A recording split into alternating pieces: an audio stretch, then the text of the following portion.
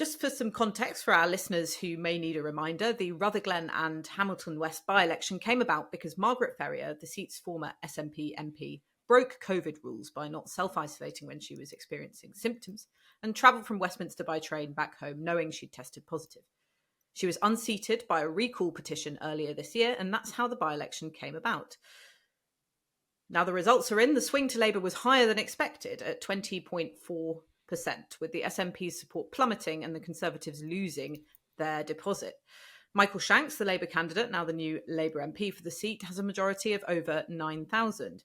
Ben, you've been looking at the numbers in this by-election for a while now. What do you think their significance is? This was significant in a way perhaps we didn't expect. So the thing with Rutherglen and Hamilton West is it's voted Labour before. It voted Labour under Jeremy Corbyn in 2017 by an admittedly tiny margin, but it still voted Labour. It's not the safest seat for the SNP amongst their, 50 or so seats that they have. But the swing we got yesterday was on a scale that we just did not expect. So bear this in mind. The polls in Scotland are pointing to quite a bit of a substantial Labour recovery. They're up from the mid-teens to 30-something% now, and they're about a few points behind the SNP nationally throughout the whole of Scotland. Right, this is over and above that. We expected Labour to come away with 48% to the SNP's 37%. And what happened, as you probably can see, is they came away with 50, 58, 59% to the SNP's 27%. So instead of a 10-point lead over the SNP, they got a 30-point lead. That's pretty big. That is a sizable result that, if replicated throughout the whole of Scotland, you'll be looking at not Labour picking up not just 20 seats, not just 25, 30, but close to 40 to 50. We're talking almost a recovery, a reversal of all we've seen over the past 10 years in Scottish politics, which sounds a bit almost unbelievable. So it's a bit of a shocker. Yes, it's a by-election. Yes, it's a protest over the incumbent MP standing down. But I'll be honest with you, if you remember when we had the Wakefield by-election or other by-elections when the MP was resigning for, improper practice, it didn't often ever come up on the doorstep, really. So I think the idea that you can just explain this away to, the conditions of the by-election, I don't think that works. I think this is pretty something sizable, and what we saw was a sort of new narrative developing, which just let me explain for 1 minute, is over the past year or so, when we've tried to explain away the rise of Labour, the surge of Labour, and the relative popularity of Keir Starmer, even though it's all relative, a lot of it has been, it's not Labour winning, it's the Tories losing. It's more down Labour winning by default. It's more like Labour winning just because Tories are staying at home. That's what we've been seeing across England.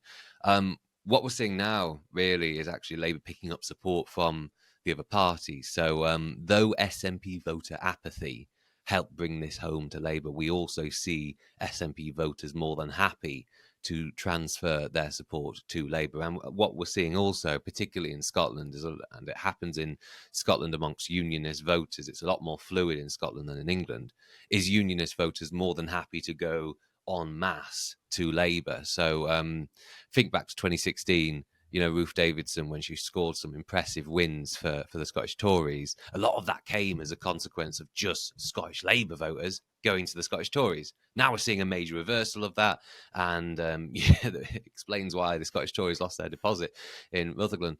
But this is a combination of things. It's not just voter apathy of Labour's opponents. It's actually Labour netting new support, so it's pretty big. This is pretty big stuff, and it just hammers home the point that there is a recovery, there is a change in the mood in Rutherglen. But I think the challenge now for the SNP is can they rally their base? Can they rally their base in time for the Westminster election? Because if not, they're looking at some pretty substantial losses. And Rutherglen is but one insight into how that could look. And at the moment, it doesn't look like they can. But again, when a general election comes, maybe things will turn out. Maybe the anti-Tory vote won't go to Labour en masse. We don't know yet. Yeah, I mean, I was in Rutherglen last week to sort of take the temperature on the ground, and it was really interesting that it really bore out what you just said, Ben.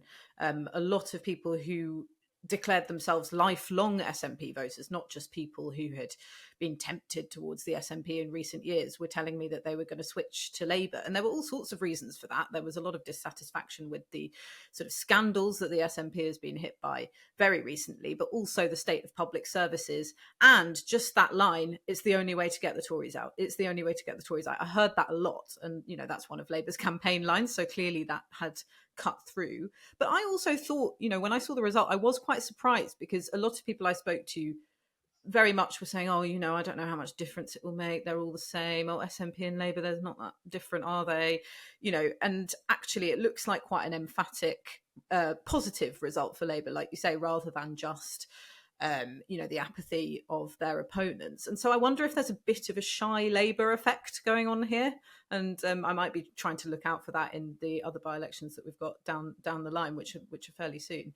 But Chris, you're in Scotland. Tell us what the significance is of this victory to you.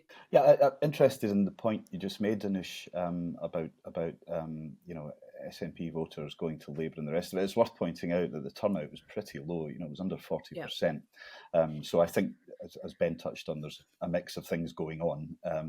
There are clearly SNP voters probably at the softer end, but maybe some at the other end who are just desperate to get the Tories out from Westminster and have accepted the argument that to do that you're going to have to put Labour in. Soft SNP voters who find that argument a lot easier to buy, and then other SNP voters who are kind of fed up with everything that's going on. This is really the first time in Scotland where, I think as I've said before in this podcast, the national conversation is quite different to what goes on down south. We have our own politics and our own debates based around the Scottish Parliament and obviously the dominance of the SNP. And this is the first time that anyone has really had a chance to pass judgment on a national level on everything Scottish politics has been through over the last 6 months or so, really since Nicola Sturgeon stood down. There's obviously Margaret Ferrier's particular circumstances, the COVID situation, which would have had a local impact. But, we've had a very bitter leadership contest that followed Sturgeon's resignation. There's a lot of uncertainty around where the SNP are going on independence. There's undoubtedly a rise in, I think, the number of people slightly concerned about the state of public services after 16 years of SNP in government. And there is, of course, it being Scotland, a desire amongst lots of voters to get the Tories out at Westminster. And until the SNP's recent dominance, Labour was always the place that Scots went to do that. And Labour now, I think, is the safety valve for Scots within the Union. If the Union is going to survive, then it's going to survive because the Labour Party get into power at Westminster and do things that Scots are happy with, and perhaps, as Labour would like to, can then move the argument on from the Constitution. The endless debates over the Constitution. Labour would much rather have those conversations about public services, cost of living, growth in the economy, etc. And it's been very, very difficult for them to cut through with that argument because people up here have largely been voting according to their constitutional preference.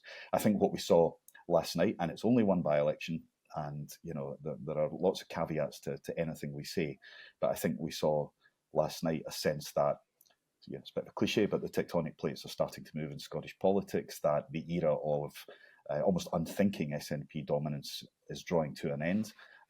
It may be even more severe than that, given the scale of Labour's victory, which did take me by surprise, but also kind of not, because I think, with the benefit of hindsight, the range of issues that the SNP have faced, the police investigation, which is still ongoing, so many other things, some of the things I mentioned, has been so great that this is the first chance for people to come out and pass a judgment. And really, are you going to come out and vote for the SNP? And, after everything we've been through over the past 6 months, 27.6% of the Hamilton and Rutherglen electorate did, but it's not that much of a surprise, really, is it? That people, and given the chance, came out and registered. A protest for lots of them, some of them looking ahead to the next general election as well. Yeah, and you mentioned the constitutional question. Ben, I just wondered if you could give us a rundown of the latest polling on that, because it seems that while the SNP's popularity has plummeted for many of the reasons that Chris just listed, support for independence, or at least the idea of independence, has pretty much held up. Is that right? Yeah. This result looks like a reversal of the past 10 years because the scale of which is so big, but it's not, because this is a Scotland that is still quite split on independence. The current numbers, if you want to know, is it's it's like 53-47 if you look at all the polls, because the thing I've increasingly noticed is the most eye-opening polls are the ones that get the most shares on Twitter, but they're not reflective of all the data. So not quite as emphatic for yes, obviously, for as it was under COVID when Nicola Sturgeon was handling COVID rather well, but 53% for the Union, 47% for the independents is that's where we are right now. And I just want to pick up on something you said earlier, Anoosh, which is the idea of a potentially shy Labour effect that we may have seen in Rutherglen. It's possible. Really, and as you said it, I've never thought about it before. The thing is, favourability towards political party brands often leads to whether you're willing to talk about them, whether you're willing to identify with them. And, for the past 7 or so years, the favourability towards Scottish Labour has been next to non-existent in Scotland. It's been pretty a low-key brand, partly because the leaders have been a bit wet, and partly because, well, if you want the Union choice, you go to the Tories, don't you? That's changed. That's different now. And Anas Sarwar is actually proving one of the more competent, capable Scottish Labour leaders in the eyes of voters as well. And I wonder if really, given voters in Scotland have had 7-8 years of not voting Labour, and the idea of coming back to them is quite, well, they've done it before, but 7-8 years of not doing it, they might actually feel quite shy when it comes to the vote. And I do wonder that myself, really. And it does, I think, suggest something maybe similar might be on its way in Mid-Bedfordshire. In rural countryside constituencies that don't normally have a Labour campaign, that don't normally feature a candidate from that party, the idea of voting for them and declaring that they're voting for them is quite new. It could be quite exciting if the brand is popular, but it also could be something you don't want to talk about if indeed people are mixed about it. And the Labour brand is, I think, the most popular political party in the UK right now, but it's split. People like it, but they also hate it as well. So I think the idea of a shy Labour effect, maybe I don't know yet. And that's a by-election that we have coming up in 2 weeks' time, and we'll bring our own reporting from there. I was speaking to a sort of experienced Labour campaigner when I was out sort of following them around on the doorsteps in Rutherglen. And their calculation was there's a hardcore 20% of voters in Scotland for whom independence is the issue, and it's independence or nothing, and that's their priority. And while there may be many more who are in favour of independence, they're people who Labour can win over because it's not their priority right now. And I felt like that bore out when I spoke to the SNP candidate, because I said, how much is independence featuring in your campaign? And she said, oh, well, if people ask me to talk about it, I'll advocate for it, of course, because I'm an SNP politician. But she just, she clearly didn't want to make a huge thing of it during our interview. And while Labour were accusing them of being hung up on the constitutional question, it didn't really feature that highly in their campaign. Their framing was more that they were the only progressive choice because Labour were following the kind of austerity lines of the Conservatives in England. So perhaps the constitutional question at last may not be the motivating voting issue when we come to a general election. Do you get a sense of that, Chris? I do, and I think that's posing a bit of a problem for Humza Yousaf, because he's really having to speak with two tongues, with a forked tongue, if you like. So he has to speak to his own movement, and he has to convince them, or is trying to convince them, that independence is still coming. We've got SNP conference coming up in a couple of weeks, and he will be speaking to the party then, and he's been developing his own strategy for independence following the de facto referendum mess which happened after Nicola Sturgeon, or during the final months of Nicola Sturgeon's reign, when she wanted to use the next general election as a de facto referendum on independence. If the SNP had won the majority of votes in Scotland, they wanted to begin negotiations to leave the United Kingdom. And during the leadership debate, there was a sort of settling, I think, between Humza Yousaf and Kate Forbes, the two leading candidates, that actually, that wasn't a particularly good idea. And in fact, what they had to do was do the hard work of getting support for independence up from the 47% that Ben mentioned to nearer 60% over a sustained period of time. So creating the idea of settled will of the Scottish people. And then at that point, it would become very hard to block a referendum from Westminster. But since Yousaf came in, he's sort of wandered around a little bit on it. And the position at the moment seems to be that it's actually worse than Sturgeon's position. It's more radical, which is at the next general election, if the SNP win more seats than any other Scottish party, they will begin separation negotiations. So they might lose 20 of their 40, whatever it is, seats, high 40 seats. They might lose a big chunk of their share of the vote. But their argument is, even with that happening, even with the loss of momentum, even with Labour on the rise, with Scottish voters deserting them, even if that happened, they would try to begin negotiations to leave the United Kingdom. Now, how you do that around an empty table and who you're doing it on behalf of, and what those negotiations might even be with presumably Keir Starmer is kind of quite hard to get your head round. So there's a credibility gap that's emerging there. And I think, the smart people in the SNP know that. I think they know that the moment has gone for now. They're aware that the party is entering a stage of decline. It's had 16 years, nothing lasts forever. And, they had a good bash at it and they didn't quite get it over the line. And really, they have to spend some time now figuring out what the next play is. And it can't just be the same thing over and over again. And it's certainly not, winning one seat more than the Labour Party in Scotland at a general election. And that's a mandate for independence. I mean, that's just crazy. So I suspect if you are an SNP candidate or activist, what is the message you would be giving on independence? Where's the clarity that you could do that? And then, as you said, Anoosh, voters in Scotland are the same as voters elsewhere. They're worried about their mortgages. They're worried about their heating bills. The cost of living crisis has been very dominant in all our lives. And the SNP's tried to do things about that. They've tried to tackle poverty, child payment, various other policies that they've brought in. But I think there is a sense maybe that that they haven't really been focused on the economy. They're not all that interested in it, really. It's not that they ignore it completely, but it's clearly not their main goal. Their main goal is Scottish independence. And they're still talking about that pretty relentlessly, even at a time like this. So I think that makes it quite hard for SNP candidates and activists out on the doorstep to know exactly what the message is that they should be selling, whereas Labour candidates and activists will be going out and saying, right, let's talk about cost of living, let's talk about the economy, let's talk about public services. And as we touched on earlier, perhaps they're just finding that there's greater sympathy amongst a larger share of the electorate than there has been before, including people who would have been tempted to vote SNP at more recent elections. And what does it mean for Humza Yousaf's leadership? Because he's had a pretty difficult time in his role so far. Nevertheless, Time magazine, I noticed, suggested that he was, I can't remember the wording now, I think he was something like the trailblazer. Shaping the future. Yeah, that's it. Yeah. Which he is, although maybe not in the direction that he'd particularly want to, given last night's result. It's been a horrible time to be SNP leader. It's a real poison chalice at the moment, just because the timing of it, everything we mentioned earlier, Sturgeon's resignation, you've had Sturgeon and Salmond before her, which, having two leaders in a row of that quality is really unusual for a political party. To have got a third would have been freakish. And I think for all that Humza Yousaf seems to be a nice guy, and I think his heart's in the right place, he certainly doesn't connect with the electorate in the way that those two did. He's not doing that yet. I don't think anyone expects him to.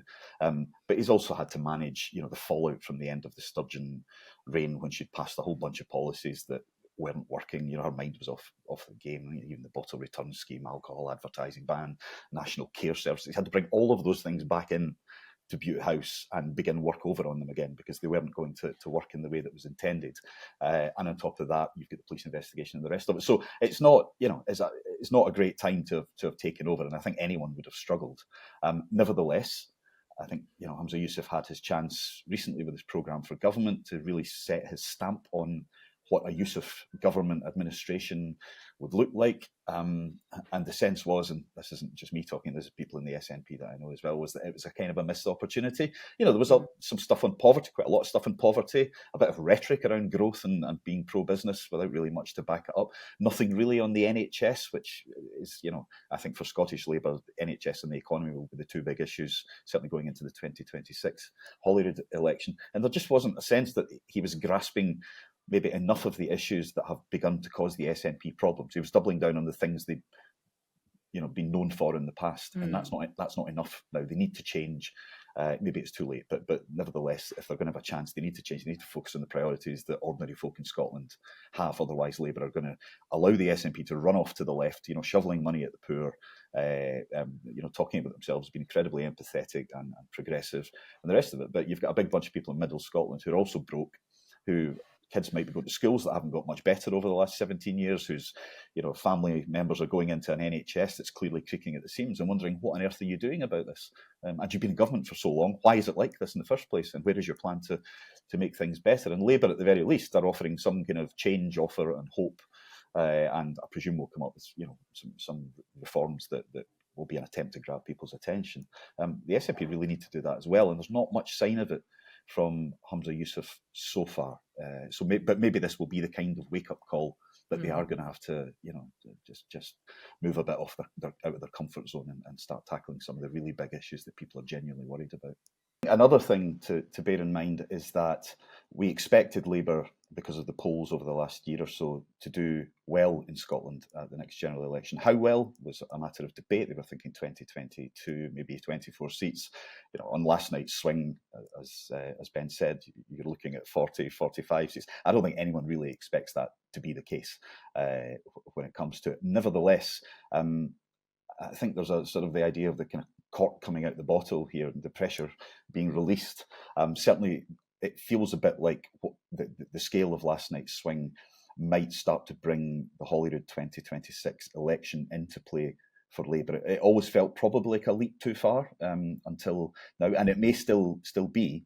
But I suspect Anoosh Sarwar, who wants to be First Minister, is looking at what happened last night, looking at the momentum that might come from it, looking at how well they might do in next year's general election, and then thinking, right, as a launch pad into 2026, that election is now in play. And if we can build on what we can do at the general election, if we can build on the fact that there's a Labour government at Westminster, which hopefully, in his eyes, Scots will be at that point still quite fresh and sympathetic to, then the time for a change argument that's working so powerfully down south will also work up here, because the SNP have been in government for longer than the Tories have been in government at Westminster. So it'll be really interesting to just watch where it goes from here. Just is this the beginning of a rebalancing to something a bit more competitive, which would be good, because it's been too one party for too long, I think, whatever your political positioning?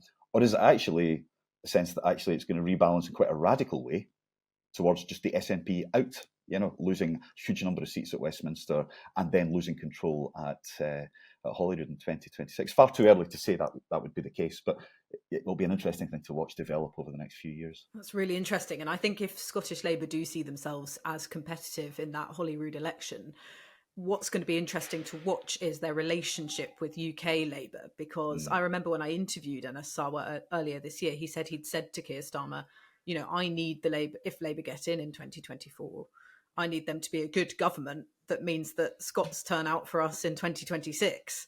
And there has been a few policy divisions, particularly over sort of some social justice issues between Scottish Labour and the National Labour Party. And I wonder if they will become, a little bit more pronounced as Sarwar sees, the opportunity to become First Minister. So that might be something to watch out for as well. Well, there's just quickly two things on that. One is that, Scottish Labour will want the Labour government down south to do things for Scotland, so that they can go into the Holyrood election saying, look at how well the Labour government at Westminster is working for Scotland. But also, I suspect Sarwar will want a couple of fights with Westminster, with a Labour government, because he wants the Scottish Labour Party to be seen as the Scottish Labour Party and not just the branch office jibe that is often thrown at them by the SNP especially. So, there's a sort of strategic or tactical calculation in there about when you're on side and when you cut loose a little bit for the sake of advantage. So yeah, again, there's a lot of thinking to be done about how best to play that. Yeah, definitely. And just lastly, Ben, I know that you shouldn't really extrapolate from one by-election what could happen on sort of the national picture. But, Labour, when you speak to people within Labour, they're sort of reluctant to tell you how many seats they'd like to win in Scotland. But I think they were sort of calculating, if we can get 20, that takes the pressure off us a bit in England.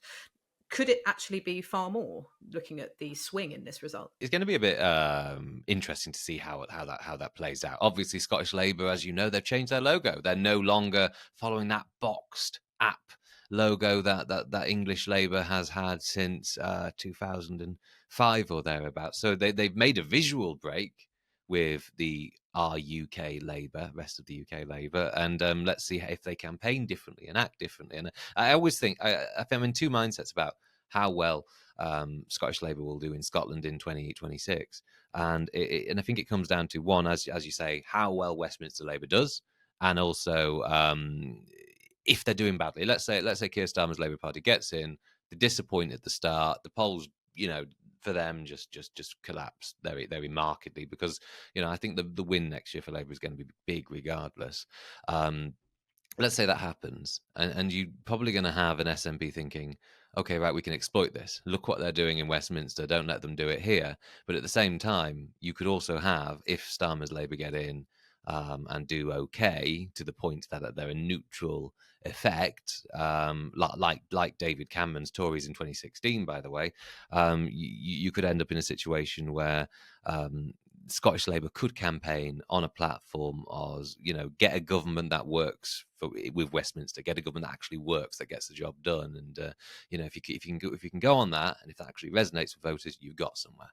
You've definitely got somewhere. But just to answer the other question, like I said at the start, the scale of the Labour win in Rutherglen yesterday was not what we expected. So Britain Predicts, which I advertise all the time, which I recommend you Google, always keep an eye out for, because it's the only thing I've done that's really good so far. And what we had was a 10-point Labour lead in Rutherglen, which is based on the national polls of 37% SNP, 32% Labour. That's what it's saying in Scotland, and that's what was in and the 10-point lead for Labour in Rutherglen was what was implied off that. To win by 30 points, if you transpose that to the whole of Scotland, we're talking, like Chris says, 40 to 50 seats. But I don't think, like also Chris says, don't think it's going to happen, because look, there are tons of seats in the countryside that are just SNP versus Tory. And I don't know if you're going to see a huge, a Labour comeback in those seats among those voters, because, again, Labour is going to need to target its resources effectively. The SNP is not dead in the water. It's a vehicle capable of fighting, unlike the Conservatives. And so you're going to have to be quite specific in where you target. And so going into places like, Perthshire or Aberdeenshire, I don't think that's a goer, even though that is a Tory seat. So I can imagine, to be honest with you, the SNP could see a really marked loss in Westminster seats. And you could see Labour come back in the Central Belt, go back around Edinburgh. You could see Douglas Alexander come back in East Lothian. But you could also see the Tories actually hold on, to a lot of their Scottish seats that nationally we would expect them, to get blown out in. Right. So, the Scottish borders could still hold firm for the Tories, because the antipathy felt towards the SNP is so great. But then again, the antipathy felt towards the Tories is also quite as great. So we don't really know yet, do we? Thanks so much for watching. We'd love to know what you think. Please make sure you leave your comments below. And if you enjoyed watching this podcast, you can watch more of our videos on our YouTube channel. And don't forget to like and subscribe.